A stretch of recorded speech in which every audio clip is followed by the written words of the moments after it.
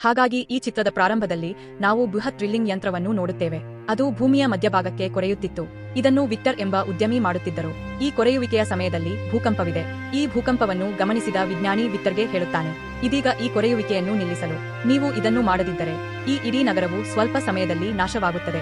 ಆದರೆ ವಿಕ್ಟರ್ ಯಾರ ಮಾತನ್ನು ಕೇಳಲು ಹೋಗುತ್ತಿರಲಿಲ್ಲ. ಅದೃಷ್ಟವಶಾತ್ ಆ ಕೊರೆಯುವ ಯಂತ್ರವು ಕಡಿಮೆ ಸಮಯದಲ್ಲಿ ನಿಂತು ಹೋಯಿತು. ಏಕೆಂದರೆ ಆಳವಾಗಿ ಕೊರೆಯಲು ಹೆಚ್ಚಿನ ಶಕ್ತಿಯ ಅಗತ್ಯವಿತ್ತು. ಇದು ನ್ಯಾನೋ ಕ್ಯಾಟಲಿಸ್ಟ್ ಎಂಬ ಸಾಧನದಿಂದ ಮಾತ್ರ ಈ ಶಕ್ತಿಯನ್ನು ಪಡೆಯಬಹುದು. ಆ ಸಮಯದಲ್ಲಿ ವಿಕ್ಟರ್ ಜೊತೆ ಇರಲಿಲ್ಲ.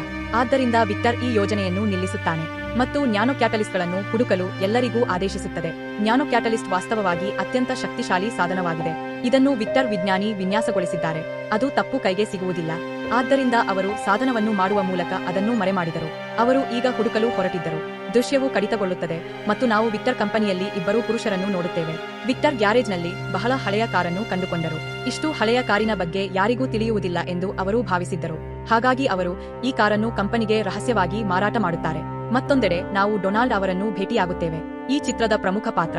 ಅವನು ಕಾಲೇಜಿನಲ್ಲಿ ಓದುತ್ತಾನೆ ಮತ್ತು ಅವನೊಂದಿಗೆ ಮ್ಯಾಕ್ಸ್ ಎಂಬ ಶ್ರೀಮಂತ ಸ್ನೇಹಿತನಿದ್ದಾನೆ. ಡೊನಾಲ್ಡ್ಗೆ ಕಾರ್ ಕ್ರೇಜ್ ಇದೆ. ಅವರು ತನಗಾಗಿ ಹೊಸ ಮಾದರಿಯ ಕಾರನ್ನು ಖರೀದಿಸಲು ಬಯಸುತ್ತಾರೆ. ಆದರೆ ಅವನ ಬಳಿ ಅಷ್ಟು ಹಣವಿಲ್ಲದ ಕಾರಣ ಅವನು ಅದನ್ನು ಮಾಡಲು ಸಾಧ್ಯವಿಲ್ಲ. ಇಂದು ಮ್ಯಾಕ್ಸ್ ತನ್ನ ಹೊಸ ಮಾದರಿಯ ಕಾರನ್ನು ಓಡಿಸಲು ಅವನಿಗೆ ನೀಡುತ್ತಾನೆ. ಇದರಿಂದ ಅವರು ಸಂತಸಗೊಂಡಿದ್ದರು. ಆದರೆ ಮ್ಯಾಕ್ಸ್ ಅವನನ್ನು ಡ್ರೈವರ್ನಂತೆ ಬಿಟ್ಟಾಗ ಅವನು ಕೆಟ್ಟದ್ದನ್ನು ಅನುಭವಿಸಿದನು ಮತ್ತು ತನ್ನ ಸಹಪಾಠಿಯೊಂದಿಗೆ ಕಾರಿನ ಹಿಂದಿನ ಸೀಟಿನಲ್ಲಿ ಕುಳಿತನು. ಈ ಹುಡುಗಿಯ ಹೆಸರು ನತಾಶಾ ಮತ್ತು ಡೊನಾಲ್ಡ್ ಕೂಡ ನತಾಶಾ ಅವರನ್ನು ಇಷ್ಟಪಟ್ಟಿದ್ದಾರೆ. ಹೇಗಾದರೂ ಅವನು ಮನೆಗೆ ಬರುತ್ತಾನೆ ಮತ್ತು ಕಂಪ್ಯೂಟರ್ನಲ್ಲಿ ಕೆಲವು ಕಾರುಗಳನ್ನು ಹುಡುಕಲು ಪ್ರಾರಂಭಿಸುತ್ತದೆ. ಆದರೆ ಇದೆಲ್ಲವೂ ತುಂಬಾ ದುಬಾರಿಯಾಗಿತ್ತು. ಅವುಗಳನ್ನು ಪಡೆಯಲು ಅವನಿಗೆ ವರ್ಷಗಳು ಬೇಕಾಗುತ್ತವೆ. ಅವನು ಮಲಗಲು ಹೋಗುತ್ತಾನೆ. ಅದರ ನಂತರ ಬೆಳಿಗ್ಗೆ ಅವನ ತಂಗಿ ಆಶ್ಚರ್ಯದಿಂದ ಅವನನ್ನು ಎಬ್ಬಿಸುತ್ತಾಳೆ. ಏಕೆಂದರೆ ಇಂದು ಡೊನಾಲ್ಡ್ ಹುಟ್ಟುಹಬ್ಬದ ಉಡುಗೊರೆಯಾಗಿ ಡೊನಾಲ್ಡ್ ತಂದೆ ಅವನಿಗೆ ಕಾರನ್ನು ಉಡುಗೊರೆಯಾಗಿ ನೀಡುತ್ತಾನೆ. ಡೊನಾಲ್ಡ್ ಈ ಕಾರನ್ನು ನೋಡಿ ತುಂಬಾ ಸಂತೋಷವಾಗಲಿಲ್ಲ. ಏಕೆಂದರೆ ಅದು ಹಳೆಯ ಮಾದರಿಯ ಕಾರು. ವಾಸ್ತವವಾಗಿ ಇದು ವಿಕ್ಟರ್ನ ಉದ್ಯೋಗಿಗಳು ಮಾರಾಟ ಮಾಡಿದ ಅದೇ ಕಾರು. ಅವನು ತನ್ನ ತಂದೆಯನ್ನು ದುಃಖಪಡಿಸಲು ಸಾಧ್ಯವಾಗಲಿಲ್ಲ. ಅದಕ್ಕೆ ಈ ಕಾರನ್ನು ಕಾಲೇಜಿಗೆ ಬಿಡುತ್ತಾನೆ. ಆದರೆ ಈ ಕಾರಿನೊಂದಿಗೆ ಕಾಲೇಜಿಗೆ ಹೋದರೆ ತಿಳಿಯಿತು. ಆಗ ಕಾಲೇಜಿನಲ್ಲಿ ಮೋಜು ಮಸ್ತಿ ಆಗುತ್ತಿತ್ತು. ಅದಕ್ಕೆ ಈ ಕಾರನ್ನು ಬಸ್ ಸ್ಟ್ಯಾಂಡ್ನಲ್ಲಿ ನಿಲ್ಲಿಸಿದ್ದ ಮತ್ತು ಬಸ್ಸಿನಲ್ಲಿ ಕಾಲೇಜಿಗೆ ಹೋಗಲು ನಿರ್ಧರಿಸಿದೆ. ಆದರೆ ಒಬ್ಬ ಮುದುಕನಿಗೆ ಸಹಾಯ ಮಾಡುವ ಪ್ರಯತ್ನದಲ್ಲಿ ಅವನ ಬಸ್ ಹೊರಟಿತು. ಕಾಲೇಜಿಗೆ ಬರಲು ತಡವಾಯಿತು. ಕಾಲೇಜಿಗೆ ಬಂದ ಮೇಲೆ ಗೊತ್ತಾಯಿತು. ಇಂದು ಬಹಳ ಮುಖ್ಯವಾದ ಉಪನ್ಯಾಸವಾಗಿತ್ತು.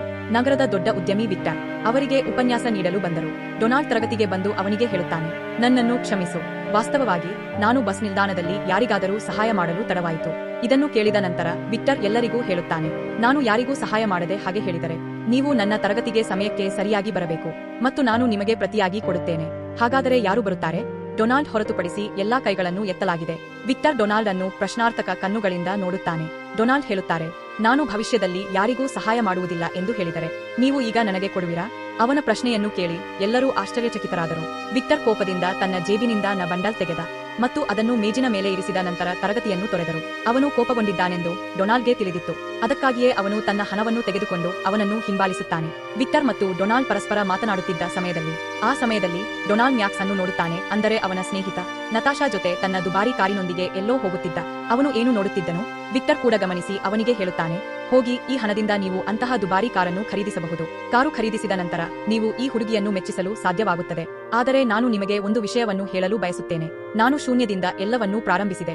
ಆಗ ನಾನು ಇಲ್ಲಿಗೆ ಬಂದೆ. ನಾನು ಹೂವುಗಳನ್ನು ಮಾರಾಟ ಮಾಡುವ ಮೂಲಕ ಹಣ ಸಂಪಾದಿಸಲು ಪ್ರಾರಂಭಿಸಿದೆ.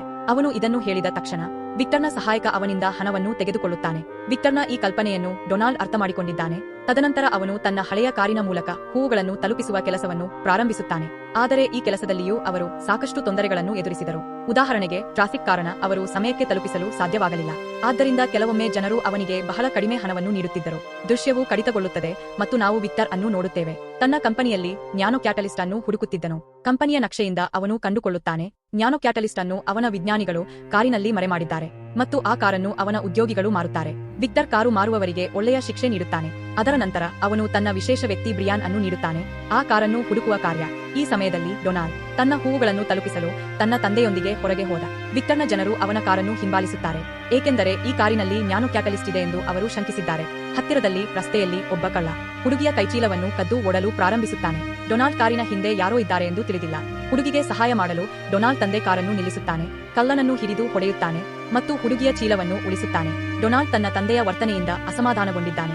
ಅವನು ತನ್ನ ತಂದೆಗೆ ಹೇಳುತ್ತಾನೆ, ನೀನು ಅದ್ಭುತ. ಇತರ ಜಗಳದಲ್ಲಿ ಹಸ್ತಕ್ಷೇಪ ಮಾಡುವ ಮೂಲಕ ನೀವೇಕೆ ತೊಂದರೆಗೆ ಸಿಲುಕುತ್ತೀರಿ? ಡೊನಾಲ್ಡ್ನ ನಕಾರಾತ್ಮಕ ಕಾಮೆಂಟ್ಗಳನ್ನು ಕೇಳಿದ ನಂತರ ಡೊನಾಲ್ಡ್ನ ತಂದೆಗೆ ತುಂಬಾ ಬೇಸರವಾಯಿತು. ಹಾಗಾಗಿ ಅವರು ಡೊನಾಲ್ಡ್ ಕಾರನ್ನು ದಾರಿಯಲ್ಲಿ ಬಿಟ್ಟರು. ಡೊನಾಲ್ಡ್ ತನ್ನ ಕಾರನ್ನು ಮುಂದೆ ಓಡಿಸುತ್ತಾನೆ. ತದನಂತರ ಅವನು ತನ್ನ ಕಾರಿನ ಹಿಂದೆ ಯಾರೋ ಇದ್ದಾರೆ ಎಂದು ಗಮನಿಸುತ್ತಾನೆ. ಅವರು ಅದೇ ಕಳ್ಳರ ತಂಡವಾಗಿರಬಹುದು ಎಂದು ಅವನು ಭಾವಿಸಿದನು. ಅವರ ತಂದೆ ಈಗಷ್ಟೇ ಹೊಡೆದಿದ್ದರು. ಈ ಜನರು ಡೋಲ್ಯಾಂಡ್ ಅನ್ನು ಅವರ ಕಾರಿನೊಂದಿಗೆ ಹಿಡಿಯುವ ಮೊದಲು ಗಾಬರಿಯಲ್ಲಿ ಡೊನಾಲ್ಡ್ ಕಾರಿನ ಮೇಲೆ ಬಟನ್ ಒತ್ತಿದ. ಇದರಿಂದಾಗಿ ಅವನ ಕಾರು ಹಾರಲು ಪ್ರಾರಂಭಿಸುತ್ತದೆ. ಕಾರಿನ ಈ ವೈಶಿಷ್ಟ್ಯದ ಬಗ್ಗೆ ತಿಳಿದಿರಲಿಲ್ಲ ಡೊನಾಲ್ಡ್. ಅವನು ತುಂಬಾ ಹೆದರುತ್ತಾನೆ. ಅವರ ಕಾರು ಜೆಟ್ ವಿಮಾನದಂತೆ ಹಾರುತ್ತಿತ್ತು ಮತ್ತು ಈ ವಿಷಯವನ್ನು ವಿಕ್ಟರ್ ಜನರು ಗಮನಿಸಿದರು. ಈ ನಿಯಂತ್ರಣವಿಲ್ಲದ ಕಾರು ಡೊನಾಲ್ಡ್ನಿಂದ ಕಟ್ಟಡಕ್ಕೆ ಅಪ್ಪಳಿಸುತ್ತದೆ ಮತ್ತು ಭಯದಿಂದ ಅವನು ಅದೇ ಕಟ್ಟಡದಲ್ಲಿ ಕಾರನ್ನು ಬಿಟ್ಟು ಓಡಿಹೋದನು. ಇಲ್ಲಿ ಯಾವಾಗ ವಿಕ್ಟರ್ ಜನರು ಕಾರು ಹಾರುವ ಸುದ್ದಿಯ ಬಗ್ಗೆ ಅವನಿಗೆ ತಿಳಿಸಿ. ನಂತರ ವಿಕ್ಟರ್ ಹೇಳುತ್ತಾರೆ, ಆ ವಿಜ್ಞಾನಿಗಳು ನ್ಯಾನೋ ಕ್ಯಾಟಲಿಸ್ಟ್ನೊಂದಿಗೆ ಆ ಕಾರನ್ನು ಮಾತ್ರ ಹಾರಿಸಿದ್ದಾರೆ. ನಾನು ಅದಕ್ಕಿಂತ ಉತ್ತಮವಾಗಿ ನ್ಯಾನೋ ಕ್ಯಾಟಲಿಸ್ಟ್ ಅನ್ನು ಬಳಸುತ್ತೇನೆ. ಹೋಗಿ ಆ ಕಾರನ್ನು ಹುಡುಕಿ ಮತ್ತು ಅದರಿಂದ ನ್ಯಾನೋ ಕ್ಯಾಟಲಿಸ್ಟ್ಗಳನ್ನು ಹೊರತೆಗೆಯಿರಿ. ಇಲ್ಲಿ ಡೊನಾಲ್ಡ್ ಬಹಳ ಹಳೆಯ ಆಡಿಯೋವನ್ನು ಕಂಡುಕೊಂಡರು. ರೆಕಾರ್ಡಿಂಗ್ ಮತ್ತು ಅವರ ಕಾರಿನ ಚಿತ್ರ. ಡೊನಾಲ್ಡ್ ಈ ಆಡಿಯೋ ರೆಕಾರ್ಡಿಂಗ್ ಅನ್ನು ಕೇಳಿದಾಗ ಅವರು ಮೂವರು ವಿಜ್ಞಾನಿಗಳ ಹೆಸರನ್ನು ಕಂಡುಕೊಳ್ಳುತ್ತಾರೆ. ಈ ವಿಜ್ಞಾನಿಗಳು ಮೈಕೆಲ್, ಮಾಯಾ ಮತ್ತು ಪೀಟರ್. ಈ ಮೂವರು ನ್ಯಾನೋ ಕ್ಯಾಟಲಿಸ್ಟ್ಗಳನ್ನು ತಯಾರಿಸಿ ಈ ಕಾರನ್ನು ಹಾರುವ ಸಾಮರ್ಥ್ಯವನ್ನು ಹೊಂದಿದ್ದರು. ಡೊನಾಲ್ಡ್ ಅಂತರ್ಜಾಲದಲ್ಲಿ ಹುಡುಕಿದಾಗ ಪೀಟರ್ ಮತ್ತು ಮಾಯಾ ವಿವಾಹವಾದರು ಎಂದು ಅವನು ಕಂಡುಕೊಂಡನು. ಅದಕ್ಕೆ ಅವನು ಪತ್ರಕರ್ತನಾಗುತ್ತಾನೆ ಮತ್ತು ಅವರ ಮನೆಗೆ ಹೋಗುತ್ತಾನೆ ಅವರನ್ನು ಸಂದರ್ಶಿಸಲು. ಅವನು ಹೇಗಾದರೂ ಕಾರಿನ ವಿಷಯವನ್ನು ಕಂಡುಕೊಳ್ಳುತ್ತಾನೆ ಮತ್ತು ಈ ವಿಜ್ಞಾನಿಗಳು ಆ ಕಾರಿನಲ್ಲಿ 2 ರಾಕೆಟ್ಗಳಿವೆ ಎಂದು ಅವನಿಗೆ ಹೇಳುತ್ತಾರೆ ಮತ್ತು ನ್ಯಾನೋ ಕ್ಯಾಟಲಿಸ್ಟ್ ಎಂಬ ಸಾಧನವೂ ಸಹ. ನ್ಯಾನೋ ಕ್ಯಾಟಲಿಸ್ಟ್ ಕಾರಿನಲ್ಲಿರುವ ಇಂಧನವನ್ನು ನ್ಯಾನೋ ಇಂಧನವಾಗಿ ಪರಿವರ್ತಿಸುತ್ತದೆ. ಇದರಿಂದಾಗಿ ಈ ಕಾರು ಹಾರಬಲ್ಲದು. ಮಾಯಾ ಈ ಕಾರಿನ ಕೈಪಿಡಿಯನ್ನು ಡೊನಾಲ್ಡ್ಗೆ ನೀಡುತ್ತಾಳೆ. ಅವಳು ತಾನೇ ಬರೆದದ್ದು ಮತ್ತು ಅವಳು ಅದನ್ನು ಡೊನಾಲ್ಡ್ಗೆ ಹೇಳುತ್ತಾಳೆ. ಈ ಕಾರಿನಿಂದ ನ್ಯಾನೋ ಕ್ಯಾಟಲಿಸ್ಟ್ ಅನ್ನು ಹೊರತೆಗೆದರೂ ಸಹ ಈ ಕಾರಿನಲ್ಲಿ ಹಲವಾರು ನ್ಯಾನೋ ಕ್ಯಾಟಲಿಸ್ಟ್ಗಳನ್ನು ಸಂಗ್ರಹಿಸಲಾಗಿದೆ. ಈ ಕಾರನ್ನು ಅರ್ಧ ಗಂಟೆಯವರೆಗೆ ಸುಲಭವಾಗಿ ಹಾರಿಸಬಹುದು. ಸರಳವಾಗಿ ಹೇಳುವುದಾದರೆ ಈ ಕಾರು ಸಂಪೂರ್ಣವಾಗಿ ಸುರಕ್ಷಿತವಾಗಿದೆ ಎಂದು ಡೊನಾಲ್ಡ್ ಕಂಡುಕೊಂಡರು. ಅದಕ್ಕಾಗಿಯೇ ಅವನು ತನ್ನ ಕಾರಿಗೆ ಹಿಂತಿರುಗುತ್ತಾನೆ ಮತ್ತು ಮಾಯಾ ನೀಡಿದ ಕೈಪಿಡಿಯನ್ನು ಬಳಸಿ ಅವನು ಈ ಕಾರನ್ನು ಹಾರಲು ಕಲಿಯುತ್ತಾನೆ. ಈ ಕಾರಿನ ಹಾರುವ ವೈಶಿಷ್ಟ್ಯವು ಅವರ ಜೀವನವನ್ನು ಬದಲಾಯಿಸಿತು. ಅವನ ಕೆಲಸ ಬಹಳ ಸುಲಭವಾಯಿತು. ಅವರು ಟ್ರಾಫಿಕ್ನಲ್ಲಿ ಸಿಲುಕಿಕೊಳ್ಳಬೇಕಾಗಿಲ್ಲ. ಅವರು ಹೂವುಗಳನ್ನು ತಲುಪಿಸುವ ಕೆಲಸವನ್ನು ಹೆಚ್ಚಿಸಿದರು. ಅವರು ಅದನ್ನು ಸಮಯಕ್ಕೆ ತಲುಪಿಸಲು ಸಾಧ್ಯವಾಯಿತು. ಈ ಮೂಲಕ ಅವರು ಸಾಕಷ್ಟು ಹಣವನ್ನು ಗಳಿಸಿದರು. ಸ್ವಲ್ಪ ಹಣವನ್ನು ಸಂಗ್ರಹಿಸಿದ ನಂತರ ಅವನು ತನ್ನ ಸ್ನೇಹಿತೆ ನತಾಶಾಳನ್ನು ಓಟಕ್ಕೆ ಕರೆದುಕೊಂಡು ಹೋಗುತ್ತಾನೆ.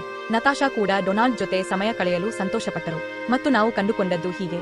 ಅವಳು ಡೊನಾಲ್ಡ್ ಅನ್ನು ಇಷ್ಟಪಡಲು ಪ್ರಾರಂಭಿಸಿದಳು. ಇಲ್ಲಿ ಈ ಅಲಂಕಾರಿಕ ರೆಸ್ಟೋರೆಂಟ್ನಲ್ಲಿ ಡೊನಾಲ್ಡ್ ಕೂಡ ವಿಕ್ಟರ್ನನ್ನು ಕಂಡುಕೊಳ್ಳುತ್ತಾನೆ. ಅವರು ವಿಕ್ಟರ್ ಅವರಿಗೆ ಧನ್ಯವಾದಗಳು. ನೀವು ಮಾಡಿದ ಪ್ರಕಾರ ನಾನು ಹೂವುಗಳನ್ನು ನೀಡಲು ಪ್ರಾರಂಭಿಸಿದೆ ಮತ್ತು ಈಗ ನಾನು ತುಂಬಾ ಹಣವನ್ನು ಸಂಪಾದಿಸಲು ಪ್ರಾರಂಭಿಸಿದೆ. ಅಷ್ಟು ಬೇಗ ನಾನು ಕಾರು ಖರೀದಿಸುತ್ತೇನೆ. ಇಲ್ಲಿ ವಿಕ್ಟರ್ ಅವರ ಇತರ ಜನರು ಯಾರು ಇನ್ನೂ ಆ ಕಾರನ್ನು ಹುಡುಕುತ್ತಿದ್ದರು. ಅವರು ರಸ್ತೆಯಲ್ಲಿ ನಡೆದು ಡೊನಾಲ್ಡ್ ತಂದೆಯನ್ನು ಹಿಂಬಾಲಿಸುತ್ತಾರೆ. ಆ ಕಳ್ಳನನ್ನು ತಮ್ಮ ಬಳಿಯೇ ಇಟ್ಟುಕೊಂಡಿದ್ದರು.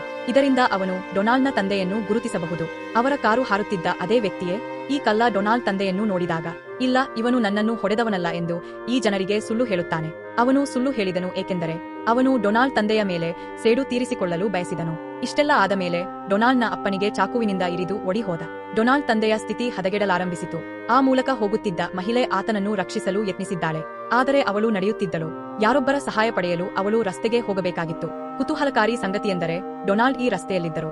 ಈ ಮಹಿಳೆ ಅವನಿಗೆ ಹೇಳುತ್ತಾಳೆ, ದಯವಿಟ್ಟು ಒಬ್ಬ ವ್ಯಕ್ತಿ ಅಲ್ಲಿ ಸಾಯುತ್ತಿದ್ದಾನೆ, ನನಗೆ ಸಹಾಯ ಮಾಡಿ. ಮತ್ತು ಕೋಪಗೊಂಡ ಡೊನಾಲ್ಡ್ ಅವನು ಸಾಯುತ್ತಿದ್ದರೆ ಪಾರುಗಾಣಿಕಾವನ್ನು ಕರೆ ಮಾಡಿ ಎಂದು ಅವಳಿಗೆ ಹೇಳುತ್ತಾನೆ. ನಾನು ಅವನಿಗೆ ಹೇಗೆ ಸಹಾಯ ಮಾಡಬಹುದು? ಅವರು ಈ ಮಹಿಳೆಗೆ ಸಹಾಯ ಮಾಡಲು ನಿರಾಕರಿಸಿದರು. ಆದರೆ ಸ್ವಲ್ಪ ಹೊತ್ತಿನ ನಂತರ ತಾನು ಮಾಡಿದ್ದು ತಪ್ಪು ಎಂದು ಅರಿವಾಯಿತು. ಏಕೆಂದರೆ ಆಂಬ್ಯುಲೆನ್ಸ್ ಬಂದಾಗ ಮತ್ತು ಮೃತ ವ್ಯಕ್ತಿಯನ್ನು ಆಂಬ್ಯುಲೆನ್ಸ್ಗೆ ಕರೆತರಲಾಯಿತು. ಡೊನಾಲ್ಡ್ ತನ್ನ ತಂದೆ ಎಂದು ಗುರುತಿಸಿದನು. ಈಗ ತಾನೆಷ್ಟು ದೊಡ್ಡ ತಪ್ಪು ಮಾಡಿದನೆಂದು ಅರಿವಾಯಿತು. ಅವನು ವಿಷಾದಿಸಲು ಪ್ರಾರಂಭಿಸಿದನು. ಈ ವಿಷಾದವನ್ನು ಹೋಗಲಾಡಿಸಲು ಅವನು ತನ್ನ ಮನೆಯ ಎಲ್ಲಾ ಜವಾಬ್ದಾರಿಗಳನ್ನು ತೆಗೆದುಕೊಳ್ಳುತ್ತಾನೆ ಮತ್ತು ಅವನು ಯಾರ ಸಹಾಯವನ್ನು ನಿರಾಕರಿಸುವುದಿಲ್ಲ ಎಂದು ಸ್ವತಃ ಭರವಸೆ ನೀಡುತ್ತಾನೆ. ತನ್ನ ಹಾರುವ ಕಾರಿನೊಂದಿಗೆ ಅವನು ಎಲ್ಲರಿಗೂ ಸಹಾಯ ಮಾಡಲು ಪ್ರಾರಂಭಿಸುತ್ತಾನೆ. ಅವನು ನಗರದಲ್ಲಿ ಕಳ್ಳತನವನ್ನು ನಿಲ್ಲಿಸುತ್ತಾನೆ. ಸಮಯಕ್ಕೆ ಸರಿಯಾಗಿ ಆಸ್ಪತ್ರೆಗೆ ಕರೆದೊಯ್ದು ಅವರ ಪ್ರಾಣ ಉಳಿಸುತ್ತಾನೆ. ಅವನು ಬೆಂಕಿಯಲ್ಲಿ ಕಟ್ಟಡಗಳ ಒಳಗೆ ಹೋಗುತ್ತಾನೆ ಮತ್ತು ಜನರ ಜೀವಗಳನ್ನು ಉಳಿಸುತ್ತದೆ. ಅವರು ಈ ನಗರದ ಜನರಿಗೆ ಮಹಾವೀರರಾದರು. ಯಾರು ಹಾರುವ ಕಾರನ್ನು ಹೊಂದಿದ್ದರು, ಸುದ್ದಿಯಲ್ಲೂ ಫೇಮಸ್ ಆಗಿದ್ದರು ಮತ್ತು ಈಗ ಎಲ್ಲರೂ ಅವನನ್ನು ಕಪ್ಪು ಮಿಂಚು ಎಂದು ಕರೆಯುತ್ತಿದ್ದರು. ಏಕೆಂದರೆ ಅವನ ನಿಜವಾದ ಹೆಸರು ಯಾರಿಗೂ ತಿಳಿದಿರಲಿಲ್ಲ. ಈ ಸುದ್ದಿ ವಿಕ್ಟರ್ಗೆ ತಲುಪಿತು ಮತ್ತು ಅವನು ಕಪ್ಪು ಮಿಂಚನ್ನು ಸಹ ಅನುಸರಿಸುತ್ತಾನೆ. ಪೀಟರ್ ಮತ್ತು ಮಾಯಾ ಎಂಬ ವಿಜ್ಞಾನಿಗಳು ಇದನ್ನು ತಿಳಿದ ತಕ್ಷಣ ಈ ವ್ಯಕ್ತಿ ಡೊನಾಲ್ಡ್ ಎಂದು ಅವರು ಅರ್ಥಮಾಡಿಕೊಳ್ಳುತ್ತಾರೆ. ಸಂದರ್ಶನದ ಸಮಯದಲ್ಲಿ ಈ ಕಾರಿನ ಕೈಪಿಡಿಯನ್ನು ಯಾರು ತಂದಿದ್ದರು? ದೃಶ್ಯವನ್ನು ಕತ್ತರಿಸಿದ ನಂತರ ನಮಗೆ ಪೀಟರ್ ಅನ್ನು ತೋರಿಸಲಾಗುತ್ತದೆ. ಯಾರಿಗೆ ವಿಚಿತ್ರ ಯೋಜನೆ ಇತ್ತು? ಕಪ್ಪು ಮಿಂಚು ತನ್ನ ಕೆಲಸವನ್ನು ಮಾಡುವುದನ್ನು ಅವನು ನೋಡಿದನು. ಇದನ್ನು ನೋಡಿದ ಅವನು ತನ್ನ ಹಳೆಯ ವಿಜ್ಞಾನಿಗಳನ್ನು ಕರೆದು ಕೇಳುತ್ತಾನೆ, ನೀವು ಕಪ್ಪು ಮಿಂಚನ್ನು ನೋಡಿದ್ದೀರಾ? ಅವರು ದೊಡ್ಡ ಕೆಲಸ ಮಾಡುತ್ತಿದ್ದಾರೆ. ನಗರದಲ್ಲಿ ನಡೆಯುವ ಅಪರಾಧಗಳನ್ನು ತಡೆಯುತ್ತಿದ್ದಾರೆ. ಆದರೆ ಅವರ ಏಕೈಕ ಪ್ರಯತ್ನದಿಂದ ಇಡೀ ನಗರವನ್ನು ಸರಿಪಡಿಸಲು ಸಾಧ್ಯವಿಲ್ಲ. ಒಬ್ಬ ವ್ಯಕ್ತಿ ನಗರದಲ್ಲಿ ಎಲ್ಲರಿಗೂ ಹೇಗೆ ಸಹಾಯ ಮಾಡಬಹುದು? ಈ ಕಾರುಗಳು ಪೊಲೀಸರ ಬಳಿ ಇದ್ದರೆ ಅಪರಾಧ ಎಷ್ಟು ಬೇಗ ನಿಲ್ಲುತ್ತದೆ. ಅದಕ್ಕಾಗಿಯೇ ನಾನು ಬಯಸುತ್ತೇನೆ, ಈ ಕಾರುಗಳನ್ನು ತಯಾರಿಸಲು ನೀವು ಹೆಚ್ಚಿನ ನ್ಯಾನೋ ಕ್ಯಾಟಲಿಸ್ಟ್ಗಳನ್ನು ತಯಾರಿಸಬೇಕು. ಈ 3 ವಿಕ್ಟರ್ ಮಾತುಗಳಲ್ಲಿ ಬರುತ್ತವೆ. ಮತ್ತು ನ್ಯಾನೋ ಕ್ಯಾಟಲಿಸ್ಟ್ ಮಾಡಲು ತಯಾರಿ ಪ್ರಾರಂಭಿಸಿ. ದೃಶ್ಯವನ್ನು ಕತ್ತರಿಸಿದ ನಂತರ ನಾವು ಡೊನಾಲ್ಡ್ ಅನ್ನು ನೋಡುತ್ತೇವೆ. ನತಾಶಾಗೆ ಹೂವುಗಳನ್ನು ನೀಡಲು ಮ್ಯಾಕ್ಸ್ನಿಂದ ಯಾರು ಆದೇಶವನ್ನು ಪಡೆದರು? ಅವನು ವಿತರಣೆಗೆ ಹೋದಾಗ ಡೊನಾಲ್ಡ್ ನೋಡಿದ ನಂತರ ನತಾಶಾ ತುಂಬಾ ಖುಷಿಯಾಗಿದ್ದಾರೆ. ಇಬ್ಬರೂ ತುಂಬಾ ಮಾತನಾಡುತ್ತಾರೆ ಮತ್ತು ನತಾಶಾ ಕಪ್ಪು ಮಿಂಚಿನ ಬಗ್ಗೆ ಡೊನಾಲ್ಡ್ ಜೊತೆ ಮಾತನಾಡುತ್ತಾಳೆ. ಅವಳು ಹೇಳಿದಳು, ಕಪ್ಪು ಮಿಂಚಿನೊಂದಿಗೆ ಏನಾದರೂ ಕೆಟ್ಟದು ಸಂಭವಿಸಿರಬೇಕು ಎಂದು ನಾನು ಭಾವಿಸುತ್ತೇನೆ. ಅದಕ್ಕಾಗಿಯೇ ಅವರು ಯಾವಾಗಲೂ ಎಲ್ಲರಿಗೂ ಸಹಾಯ ಮಾಡಲು ಸಿದ್ಧರಾಗಿದ್ದಾರೆ ಮತ್ತು ಯಾರನ್ನೂ ಭೇಟಿಯಾಗುವುದಿಲ್ಲ. ನಾನು ಅವನನ್ನು ಮದುವೆಯಾಗಿ ಅವನ ಒಂಟಿತನವನ್ನು ಕೊನೆಗೊಳಿಸಬಹುದೆಂದು ನಾನು ಬಯಸುತ್ತೇನೆ. ಡೊನಾಲ್ಡ್ ಅವಳ ಮಾತನ್ನು ಕೇಳುತ್ತಲೇ ಇದ್ದ. ಆದರೆ ಅವನು ಕಪ್ಪು ಮಿಂಚು ಎಂದು ಅವಳಿಗೆ ಹೇಳಲು ಸಾಧ್ಯವಾಗಲಿಲ್ಲ. ಹೇಗಾದರೂ ಅವನು ಹೊರಡಲು ತನ್ನ ಕಾರಿಗೆ ಹಿಂತಿರುಗುತ್ತಾನೆ ಮತ್ತು ಅವನು ಹೊರಡಲು ಹೊರಟಿದ್ದಾಗ ಅವನು ಕಟ್ಟಡದ ಮೇಲೆ ಒಂದು ದೊಡ್ಡ ಮಂಜುಗಡ್ಡೆಯನ್ನು ನೋಡುತ್ತಾನೆ. ಅದು ನತಾಶಾ ಮೇಲೆ ಬೀಳಲಿತ್ತು. ನತಾಶಾಳನ್ನು ಉಳಿಸಲು ಅವನು ತನ್ನ ಕಾರನ್ನು ಗಾಳಿಯಲ್ಲಿ ಹಾರಿಸುತ್ತಾನೆ ಮತ್ತು ತಿರುಗುವಾಗ ಅವನು ಮಂಜುಗಡ್ಡೆಯ ಬ್ಲಾಕ್ ಅನ್ನು ಒಡೆಯುತ್ತಾನೆ. ಕಾರು ತಿರುಗಿಸುತ್ತಿದ್ದಂತೆ ಅಲ್ಲಿದ್ದ ಹೂವುಗಳು ಕೆಳಗೆ ಬಿದ್ದವು. ನತಾಶಾ ಹೂವುಗಳನ್ನು ನೋಡಿದಾಗ ಅವಳು ಮ್ಯಾಕ್ಸ್ ಹೆಸರನ್ನು ನೋಡಿದಳು. ಕಪ್ಪು ಮಿಂಚು ಮ್ಯಾಕ್ಸ್ ಆಗಿರಬೇಕು ಎಂದು ಅವಳು ಭಾವಿಸಿದಳು. ಅವಳು ಕಪ್ಪು ಮಿಂಚಿನ ಬಗ್ಗೆ ತುಂಬಾ ಹುಚ್ಚನಾಗಿದ್ದಳು. ಯೋಚಿಸದೆ ಅವಳು ಮ್ಯಾಕ್ಸ್ ಕಪ್ಪು ಮಿಂಚು ಎಂದು ಭಾವಿಸುತ್ತಾಳೆ ಮತ್ತು ಅವನಿಗೆ ಪ್ರಸ್ತಾಪಿಸುತ್ತಾನೆ. ನತಾಶಾ ಅವರ ತಪ್ಪು ತಿಳುವಳಿಕೆಯನ್ನು ಮ್ಯಾಕ್ಸ್ ತೆರವುಗೊಳಿಸಲಿಲ್ಲ. ಡೊನಾಲ್ಡ್ ದಿ ಬ್ಲ್ಯಾಕ್ ಲೈಟ್ನಿಂಗ್ನ ಎಲ್ಲಾ ಕ್ರೆಡಿಟ್ಗಳನ್ನು ತೆಗೆದುಕೊಳ್ಳುತ್ತದೆ. ಅದರೊಂದಿಗೆ ಅವರು ನತಾಶಾಗೆ ಹೇಳುತ್ತಾರೆ, ಆದರೆ ದಯವಿಟ್ಟು ಯಾರಿಗೂ ಹೇಳಬೇಡಿ, ನಾನು ಕಪ್ಪು ಮಿಂಚು ಎಂದು. ಇಲ್ಲಿ ಮನೆಯಲ್ಲಿ ನಾವು ಡೊನಾಲ್ಡ್ ಅನ್ನು ನೋಡುತ್ತೇವೆ. ಹೊಸ ವರ್ಷಾಚರಣೆಗೆ ತಯಾರಿ ನಡೆಸಿದ್ದರು, ಏಕೆಂದರೆ ಅವನು ನತಾಶಾಳನ್ನು ತನ್ನ ಮನೆಗೆ ಆಹ್ವಾನಿಸಿದ್ದನು. ಅವನು ನತಾಶಾಗೆ ಪ್ರಪೋಸ್ ಮಾಡಬೇಕೆಂದು ತನ್ನ ತಾಯಿಗೆ ಹೇಳುತ್ತಾನೆ. ಇದನ್ನು ಕೇಳಿ ಅವನ ತಾಯಿಗೆ ತುಂಬಾ ಸಂತೋಷವಾಯಿತು ಮತ್ತು ಅವನಿಗೆ ಡೈಮಂಡ್ ಪೆಂಡೆಂಟ್ ನೀಡುತ್ತದೆ. ಇಲ್ಲಿಂದ ದೃಶ್ಯವನ್ನು ಕತ್ತರಿಸಲಾಗುತ್ತದೆ ಮತ್ತು ನಮಗೆ ವಿಕ್ಟರ್ನ ವಿಜ್ಞಾನ ಪ್ರಯೋಗಾಲಯವನ್ನು ತೋರಿಸಲಾಗುತ್ತದೆ. ಎಲ್ಲಾ ವಿಜ್ಞಾನಿಗಳು ನ್ಯಾನೋ ಕ್ಯಾಟಲಿಸ್ಟ್ಗಳನ್ನು ತಯಾರಿಸಲು ತಯಾರಿ ನಡೆಸುತ್ತಿದ್ದರು. ವಿಕ್ಟರ್ ತನ್ನ ಜನರೊಂದಿಗೆ ಸಭೆ ನಡೆಸುತ್ತಿದ್ದಾಗ ಸಭೆಯಲ್ಲಿ ಮೈಕೆಲ್ ಎಂಬ ವಿಜ್ಞಾನಿ ಅವರ ಸಂಭಾಷಣೆಯನ್ನು ಕೇಳಿದರು ಮತ್ತು ವಿಕ್ಟರ್ನ ಉದ್ದೇಶಗಳು ಇನ್ನೂ ಉತ್ತಮವಾಗಿಲ್ಲ ಎಂದು ಅವನಿಗೆ ತಿಳಿದಿತ್ತು. ಏಕೆಂದರೆ ವಿಜ್ಞಾನಿಗಳು ಮೊದಲು ಅವರ ಕೆಟ್ಟ ಉದ್ದೇಶಗಳನ್ನು ನೋಡಿದರು ಮತ್ತು ನ್ಯಾನೋ ಕ್ಯಾಟಲಿಸ್ಟ್ಗಳನ್ನು ಮಾಡಬೇಡಿ ಎಂದು ಅವನಿಗೆ ಹೇಳಿದೆ. ಆದ್ದರಿಂದ ಈ ಸಮಯದಲ್ಲಿ ವಿಕ್ಟರ್ ಒಂದು ನಡೆಯನ್ನು ಮಾಡಿದರು. ಅವರು ನ್ಯಾನೋ ಕ್ಯಾಟಲಿಸ್ಟ್ಗಳನ್ನು ಮಾಡಲು ಬಯಸುವುದಾಗಿ ವಿಜ್ಞಾನಿಗೆ ತಿಳಿಸಿದರು ಮತ್ತು ಹಾರುವ ಕಾರುಗಳನ್ನು ಮಾಡಲು ಬಯಸುತ್ತಾರೆ. ಇದು ಜನರಿಗೆ ಸಹಾಯ ಮಾಡಬಹುದು. ಆದರೆ ಇದು ಹೀಗಿರಲಿಲ್ಲ. ಅವರು ವಾಸ್ತವವಾಗಿ ನ್ಯಾನೋ ಕ್ಯಾಟಲಿಸ್ಟ್ಗಳು ತಮ್ಮ ಡ್ರಿಲ್ ಯಂತ್ರವನ್ನು ಸಶಕ್ತಗೊಳಿಸಲು ಬಯಸಿದ್ದರು. ಡ್ರಿಲ್ ಯಂತ್ರವು ಭೂಮಿಯ ಮಧ್ಯಭಾಗದಲ್ಲಿ ಅಗೆಯುತ್ತದೆ. ಭೂಮಿಯ ಒಳಭಾಗವನ್ನು ಅಗೆದ ನಂತರ ಅವರು ಅಮೂಲ್ಯವಾದ ವಜ್ರಗಳನ್ನು ಕಂಡುಕೊಂಡರು. ದುರಾಸೆಯ ವಿಕ್ಟರ್ ಅದನ್ನು ಯೋಚಿಸಲಿಲ್ಲ. ಅಗೆಯುವುದರಿಂದ ಆಗುವ ವಿನಾಶ ಬಹಳಷ್ಟು ಸಾವುಗಳನ್ನು ಉಂಟುಮಾಡುತ್ತದೆ. ವಿಕ್ಟರ್ನ ಕೆಟ್ಟ ಉದ್ದೇಶಗಳನ್ನು ತಿಳಿದುಕೊಂಡು ಮೈಕೆಲ್ ಹೋಗಿ ಮಾಯಾ ಮತ್ತು ಪೀಟರ್ಗೆ ಹೇಳುತ್ತಾನೆ. ಅದು ಉಳಿದ ಇಬ್ಬರು ವಿಜ್ಞಾನಿಗಳು ಮತ್ತು ಅವರು ತಕ್ಷಣವೇ ಕಟ್ಟಡದಿಂದ ಹೊರಬರಲು ಪ್ರಾರಂಭಿಸಿದರು. ಅವನು ಹೋಗುವುದನ್ನು ನೋಡಿ ವಿಕ್ಟರ್ನ ಜನರು ಅವನನ್ನು ನೋಡಿದ್ದಾರೆ. ಈ ವಿಜ್ಞಾನಿಯನ್ನು ಏನು ಮಾಡಬೇಕು? ನಾವು ಅವನನ್ನು ಕೊಲ್ಲಬೇಕೇ? ಅವನ ಮನಸ್ಸಿನಲ್ಲಿ ಇನ್ನೇನೋ ಹೋಗುತ್ತಿದೆ ಎಂದು ಅವನು ತಕ್ಷಣ ಹೇಳುತ್ತಾನೆ. ಅವನು ತನ್ನ ಜನರಿಗೆ ತಿಳಿಸುತ್ತಾನೆ ಮತ್ತು ಜನರಲ್ಲಿ ಈ ಸುದ್ದಿಯನ್ನು ಹರಡುತ್ತಾನೆ. ವಿಜ್ಞಾನಿಗಳು ಕಟ್ಟಡದ ಮೇಲ್ಭಾಗದಲ್ಲಿ ಸಿಲುಕಿಕೊಂಡಿದ್ದಾರೆ. ಇದನ್ನು ಕೇಳಿ ಕಪ್ಪು ಮಿಂಚು ಖಂಡಿತ ಬರುತ್ತದೆ ಎಂದು ತಿಳಿದಿದ್ದರಂತೆ. ಡೊನಾಲ್ಡ್ನ ಕಾರಿನಿಂದ ನ್ಯಾನೋ ಕ್ಯಾಟಲಿಸ್ಟ್ಗಳನ್ನು ತೆಗೆದುಕೊಳ್ಳಲು ವಿಕ್ಟರ್ನ ಯೋಜನೆಯಾಗಿತ್ತು. ವಿಜ್ಞಾನಿಗಳು ನ್ಯಾನೋ ಕ್ಯಾಟಲಿಸ್ಟ್ಗಳನ್ನು ಮಾಡದಿದ್ದರೆ ಅವನ ಕೆಲಸ ಮಾಡಲಾಗುವುದು. ದೃಶ್ಯವನ್ನು ಕತ್ತರಿಸಲಾಗಿದೆ ಮತ್ತು ಮ್ಯಾಕ್ಸ್ ಮತ್ತು ನತಾಶಾ ಪಾರ್ಟಿಯಲ್ಲಿದ್ದುದನ್ನು ನಾವು ನೋಡುತ್ತೇವೆ. ಅಂಟಿಕೊಂಡಿರುವ ವಿಜ್ಞಾನಿಗಳ ಸುದ್ದಿಯನ್ನು ಅವಳು ಕೇಳುತ್ತಾಳೆ. ಅವರನ್ನು ಉಳಿಸಲು ಹೋಗುವಂತೆ ಮ್ಯಾಕ್ಸ್ಗೆ ಹೇಳುತ್ತಾಳೆ. ಆದರೆ ಅವನು ಕಪ್ಪು ಮಿಂಚು ಅಲ್ಲ ಎಂದು ಅವಳಿಗೆ ಹೇಗೆ ಹೇಳಬಹುದು? ನತಾಶಾ ಅವರ ಆಜ್ಞೆಯ ಮೇರೆಗೆ ಅವರು ಅಲ್ಲಿಂದ ಹೋದರು. ಆದರೆ ಸ್ನಾನಗೃಹದಲ್ಲಿ ಬಚ್ಚಿಟ್ಟರು. ಕಪ್ಪು ಮಿಂಚು ಯಾವಾಗ ಎಲ್ಲವನ್ನೂ ಸರಿಪಡಿಸುತ್ತದೆ ಎಂದು ಅವನು ಯೋಚಿಸಿದನು. ಅವನು ಇದನ್ನು ಮಾಡಿದ್ದೇನೆ ಎಂದು ನತಾಶಾಗೆ ಹೇಳುತ್ತಾನೆ. ಅವನು ಅಲ್ಲಿಂದ ಹೋಗುತ್ತಿದ್ದಂತೆ ರೊನಾಲ್ಡ್ ನತಾಶಾ ಬಳಿಗೆ ಬರುತ್ತಾನೆ, ಏಕೆಂದರೆ ಅವಳು ಅವನಿಗೆ ಭರವಸೆ ನೀಡಿದ್ದಾಳೆ. ಅವಳು ಹೊಸ ವರ್ಷದಂದು ಅವನ ಮನೆಗೆ ಬರುತ್ತಿದ್ದಳು. ಅವನು ಅವಳನ್ನು ಮನೆಗೆ ಬರಲು ಹೇಳುತ್ತಾನೆ. ಆದರೆ ನತಾಶಾ ಹೇಳುತ್ತಾಳೆ, ಕ್ಷಮಿಸಿ, ನಾನು ಕಪ್ಪು ಮಿಂಚಿನೊಂದಿಗೆ ಇಲ್ಲಿಗೆ ಬಂದಿದ್ದೇನೆ. ಅವನು ಬೇರೆ ಯಾರೂ ಅಲ್ಲ, ನಮ್ಮ ಸ್ನೇಹಿತ ಮ್ಯಾಕ್ಸ್ ಎಂದು ನಿಮಗೆ ತಿಳಿದಿದೆಯೇ? ಅವರು ಇನ್ನೂ ವಿಜ್ಞಾನಿಯನ್ನು ಉಳಿಸಲು ಹೋಗಿದ್ದಾರೆ. ನತಾಶಾ ಅವರ ಈ ಮಾತುಗಳಿಂದ ಡೊನಾಲ್ಡ್ ಬೇಸರಗೊಂಡರು. ಅವನು ಅವಳಿಗೆ ಸತ್ಯವನ್ನು ಹೇಳುತ್ತಾನೆ. ಮ್ಯಾಕ್ಸ್ ಕಪ್ಪು ಮಿಂಚಲ್ಲ. ಹೌದು, ಕಪ್ಪು ಮಿಂಚು ಇದನ್ನೆಲ್ಲ ನೋಡುವುದಿಲ್ಲ. ಆದ್ದರಿಂದ ಅವರು ತಕ್ಷಣವೇ ವಿಜ್ಞಾನಿಗಳನ್ನು ಉಳಿಸಲು ಹೊರಟರು. ಹೋಗುವಾಗ ಅಮ್ಮ ಕೊಟ್ಟ ಲಾಕೆಟ್ ಬಿಟ್ಟು ಹೋದ. ಈ ಲಾಕೆಟ್ ನೋಡಿದ ನತಾಶಾಗೆ ಅದು ಅರ್ಥವಾಯಿತು. ಅವಳು ಮ್ಯಾಕ್ಸ್ ಅಥವಾ ಬ್ಲ್ಯಾಕ್ ಲೈಟ್ನಿಂಗ್ ಅನ್ನು ಪ್ರೀತಿಸುವುದಿಲ್ಲ. ಆದರೆ ಡೊನಾಲ್ಡ್ ಈಗ ಕಪ್ಪು ಮಿಂಚು ಎಂದು ತೋರಿಸಲಾಗಿದೆ. ವಿಜ್ಞಾನಿಗಳಿಗೆ ಸಹಾಯ ಮಾಡಲು ತಲುಪಿದೆ. ಇದನ್ನು ಕೇಳಿದ ಮ್ಯಾಕ್ಸ್ ವಾಶ್ರೂಮ್ನಿಂದ ಹೊರಗೆ ಬಂದು ನತಾಶಾ ಬಳಿ ಹೋಗುತ್ತಾನೆ. ಅವನು ಕಪ್ಪು ಮಿಂಚು ಅಲ್ಲ ಎಂದು ಅವಳಿಗೆ ಹೇಳುತ್ತಾನೆ. ಇದನ್ನು ಕೇಳಿದ ಅವಳು, ನಿನ್ನ ಸುಳ್ಳಿನ ಬಗ್ಗೆ ನನಗೆ ಬೇಸರವಾಗಲಿಲ್ಲ, ಏಕೆಂದರೆ ನಾನು ನಿನ್ನನ್ನು ಪ್ರೀತಿಸುವುದಿಲ್ಲ. ಕಪ್ಪು ಮಿಂಚು ಅಲ್ಲ, ಆದರೆ ಡೊನಾಲ್ಡ್ ಎಂದು ನನಗೆ ತಿಳಿದಿದೆ. ಹೀಗೆ ಹೇಳುತ್ತಾ ಹೊರಟಳು. ಅವಳು ತಕ್ಷಣ ಡೊನಾಲ್ಡ್ಗೆ ಕರೆ ಮಾಡಿ ಅವನಿಗೆ ಎಲ್ಲವನ್ನೂ ಹೇಳಲು ಬಯಸಿದ್ದಳು. ಆದರೆ ಅವರು ಈ ದೊಡ್ಡ ಸಮಸ್ಯೆಯಲ್ಲಿ ಸಿಲುಕಿಕೊಂಡರು. ಅವರು ಉಳಿಸಲು ವಿಜ್ಞಾನಿಗಳು ತಲುಪಿದ ತಕ್ಷಣ ವಿಕ್ಟರ್ ತನ್ನ ಕಾರಿನೊಂದಿಗೆ ಹಾರುತ್ತಾ ಬಂದು ತನ್ನ ಕಾರನ್ನು ತಳ್ಳುತ್ತಾನೆ. ಈ ದಾಳಿಗೆ ಸಿದ್ಧರಿಲ್ಲದ ಡೊನಾಲ್ಡ್ ಅವನ ಕಾರು ನಡುಗುತ್ತದೆ, ಆದರೆ ಅವನು ಅದನ್ನು ನಿಯಂತ್ರಿಸಲು ಪ್ರಯತ್ನಿಸುತ್ತಾನೆ. ಆದರೆ ಈ ಮಧ್ಯೆ ವಿಕ್ಟರ್ ತನ್ನ ಕಾರಿನಿಂದ ನ್ಯಾನೋ ಕ್ಯಾಟಲಿಸ್ಟ್ಗಳನ್ನು ತೆಗೆದುಕೊಂಡನು ಅದನ್ನು ಹೊರತೆಗೆದಾಗ ಅವರ ಕಾರು ನಿಯಂತ್ರಣ ತಪ್ಪಿ ನೀರಿಗೆ ಬಿದ್ದಿತು. ಏತನ್ಮಧ್ಯೆ ಅವರು ನತಾಶಾ ಅವರ ಕರೆಯನ್ನು ಸ್ವೀಕರಿಸುತ್ತಾರೆ ಮತ್ತು ಅವರು ಸ್ವೀಕರಿಸುತ್ತಾರೆ. ನಿಮ್ಮ ತಾಯಿ ನಿನಗಾಗಿ ಕಾಯುತ್ತಿರುವುದರಿಂದ ಶೀಘ್ರದಲ್ಲೇ ಹಿಂತಿರುಗಲು ಅವಳು ಅವನಿಗೆ ಹೇಳುತ್ತಾಳೆ. ಸಂಭಾಷಣೆಯ ಸಮಯದಲ್ಲಿ ನತಾಶಾ ತಾನು ಅವನನ್ನು ಪ್ರೀತಿಸುತ್ತೇನೆ ಎಂದು ಒಪ್ಪಿಕೊಳ್ಳುತ್ತಾಳೆ. ಅವಳ ತಪ್ಪೊಪ್ಪಿಗೆಯನ್ನು ಕೇಳಿ ಸಾಯುತ್ತಿರುವ ಡೊನಾಲ್ಡ್ಗೆ ಜೀವನದ ಭರವಸೆ ಇದೆ. ವಿಜ್ಞಾನಿ ಮಾಯಾ ಅವರಿಗೆ ಹೇಳಿದ್ದನ್ನು ಅವರು ನೆನಪಿಸಿಕೊಳ್ಳುತ್ತಾರೆ.